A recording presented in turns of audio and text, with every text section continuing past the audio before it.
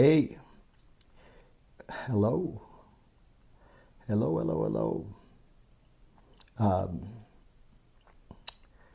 Here we are. We're doing a little live.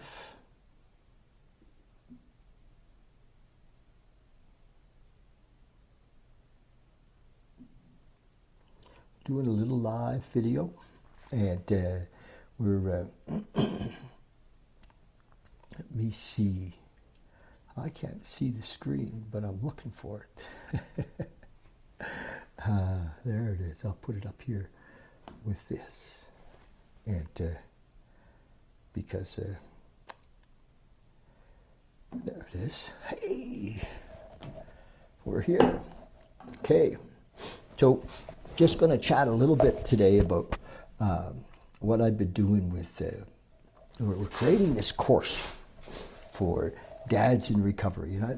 Don't run away. I mean, everybody has a dad, and different experiences with dad. And I've interviewed about 50 men who are dads in recovery in the last couple of months, and I've just been doing tons of research. I thought I knew, what was missing, what the pain points were. I thought I had a kind of a grasp on this whole thing, and wow, as I go deeper into it, down the rabbit hole, I see a ton of stuff. So I'm going to share a little bit about it today, and because I want people to know about the course, and there's nothing out there. So I've talked to all these men. Hardly any of them have ever taken any training around being a dad, like little or no. But like myself, they think they know.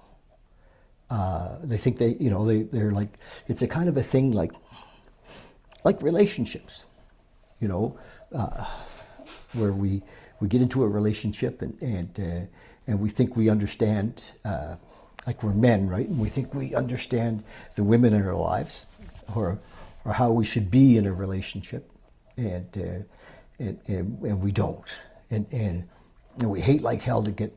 To go to any relationship counseling, or we hate like hell to have anybody tell us or read a book on relationships, or learn about the love languages or any of that stuff. Most of us, especially fellas in recovery, just have no, we're kind of scared to do it. And so I remember when I was 24, and when my daughter was born, when Emily was born, I was 24. And I was like, I had no idea. I was 24 going on 13, right? I was emotionally, I was an adolescent. And most of you, if you're in recovery from any addiction, you know that when we sobered up, whether it was I sobered up at 25, but you sobered up at 25 or 35 or 45 or even 55 or 60, we're still emotionally running as an adolescent. Still being angry, still trying to get our way, still, and there I was, my daughter was born, and I stepped up. The men in my life said I had to marry her mother, and I did, but I was like, gosh, I had no idea how to be a dad, none, and like a lot of men that I've interviewed in the last little while. All I knew was kind of how I didn't want to be.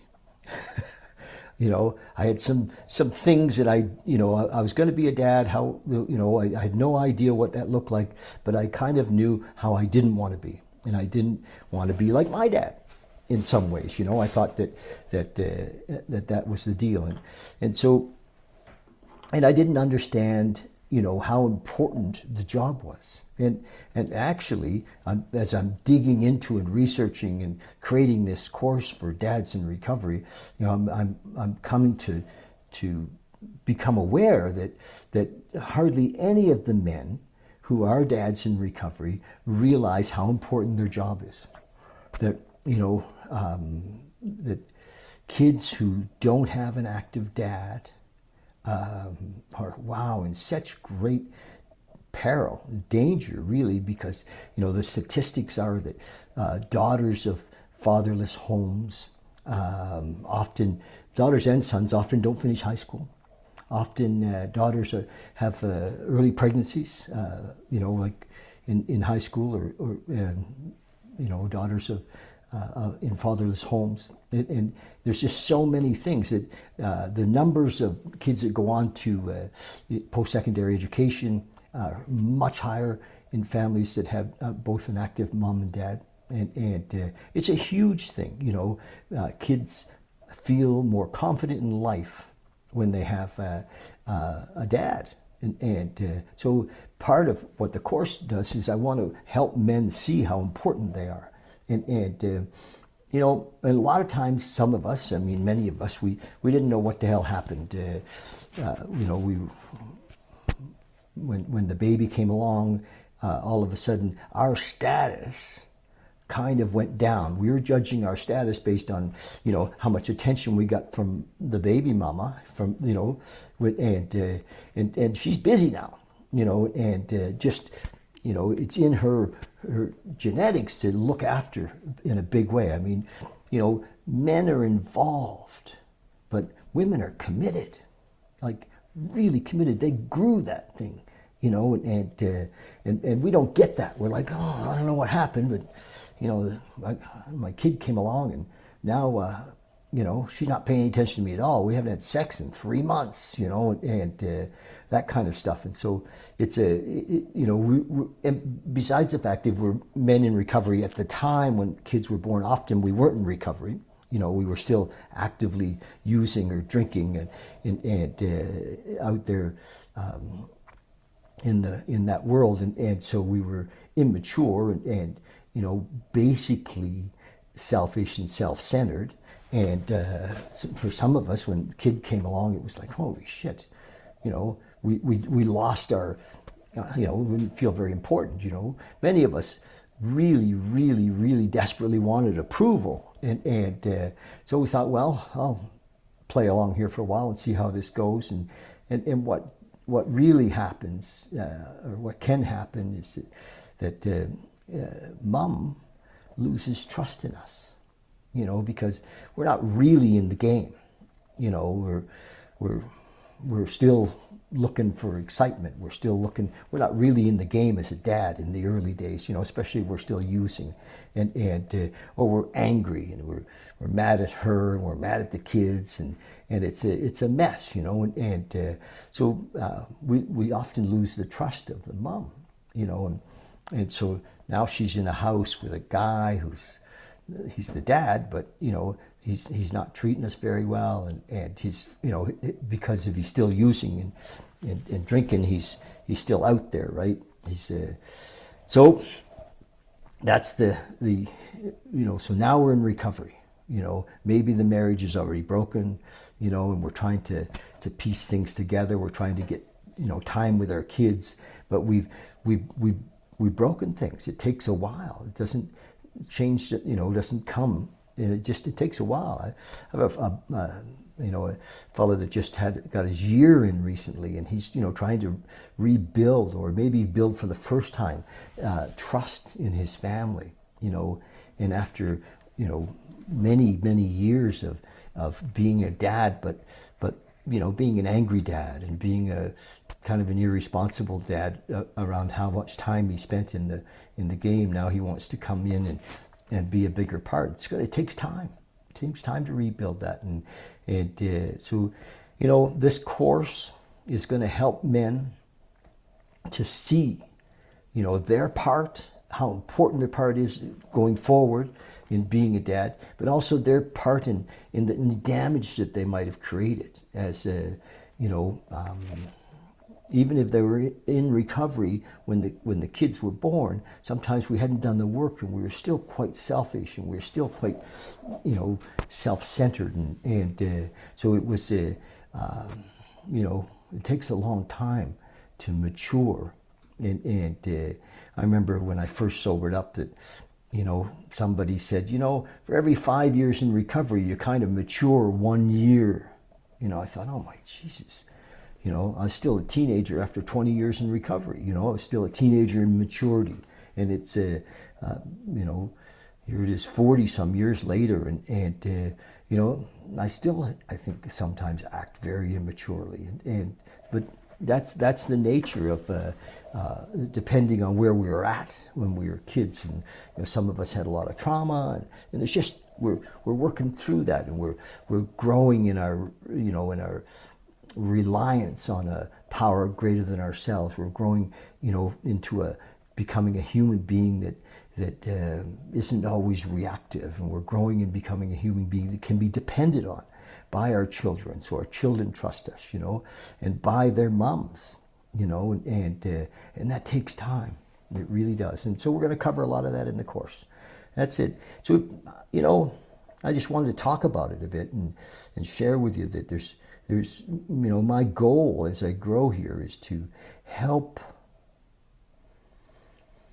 men and families, navigate recovery and fatherhood, and also help the moms understand that it takes some time for dad to kind of piece it together, to grow up. Recovery is about growing up, so I encourage everybody to just be patient. It's happening. What's the most important thing here? For when we really think about it, well, we want our kids to be to find their inner strength, to find their own way of connecting to their source, and the numbers are so high. Our kids of addicts and alcoholics, something like 50 or 60% of them become addicts and alcoholics, and so we want them to be able to come and talk to us, and that it takes some time to build that. So I'm encouraging you to recognize. This is a big thing. I got this the other day. I was like, the pie chart. You ever, you get a circle, a big circle, and there's a pie, like 15%, say, of the pie chart is kind of what we know about being a dad. Right? Let's say 15. Maybe some guys it's more, but what we know about being a dad. And then there's another small sliver, maybe another 15% is what we kind of think we don't know about being a dad. And then there's this 70% that we don't know that we don't know, and we're just kind of drifting along, and I was kind of shocked at all these fellas that I interviewed, how many, maybe 2 or 3 out of 50 had ever even read a book about parenting, and they were just flying blind, so this is one of the things that's going to happen in this course is to be a resource center. So men are going to go through the course and then be in a private Facebook group for dads in recovery. So they have a peer group. So they have some guys, men that can talk to about it and get mentored from. And I want to increase the value in men's minds, right? I want to increase the value in men's minds of the job. This is an important job. It's a real honor. It's not something that when we were drinking and using and the girlfriend or whoever got pregnant, we were like, oh fuck, it was like, oh my God, you sure it's mine? We were scared shitless, and now we settle into this job. It's an honor, we're chosen to do this job, and so I think it's important to learn more about it. Let's go in depth in it, and that's what we're creating. And I love your input. I love talking to men, dads in recovery. So let's talk, and I'd like to find out what your experience is, and how you're doing, and and how's your relationship with your dad, and how's your relationship with the mother of your kids. And some men, I interviewed a guy the other day. He's got 7 kids on the go with 4 different women. Wow. And So how are things with the relationships with those kids? And some of them are in their 20s now, you know, and some are quite young. You know, there's, I think, I really believe it's never too late to rebuild a relationship with an estranged child. I think that's a fact. You know, it may take some time, but, you know, that's part of what we're going to talk about in the course is how do we rebuild those relationships. And, yeah, if you're a dad, you know that you're always a dad. And you're either going to be, you know, grateful and happy about your job and know that you're actively involved and actively loving. You know, love is an action word. Love is you know, and you're actively in the game, or you may be in regret and have guilt and shame. So we're going to help you clean up that stuff in this course. And any thoughts, any ideas, any comments, I'd love to hear them. And yeah, that's the deal. I don't know. Hopefully I kind of described it a bit. I mean, it's so amazing, you know, the possibilities here. And you know, we've got so much content. I'm working with a couple of people helping me, you know, kind of pull it all together.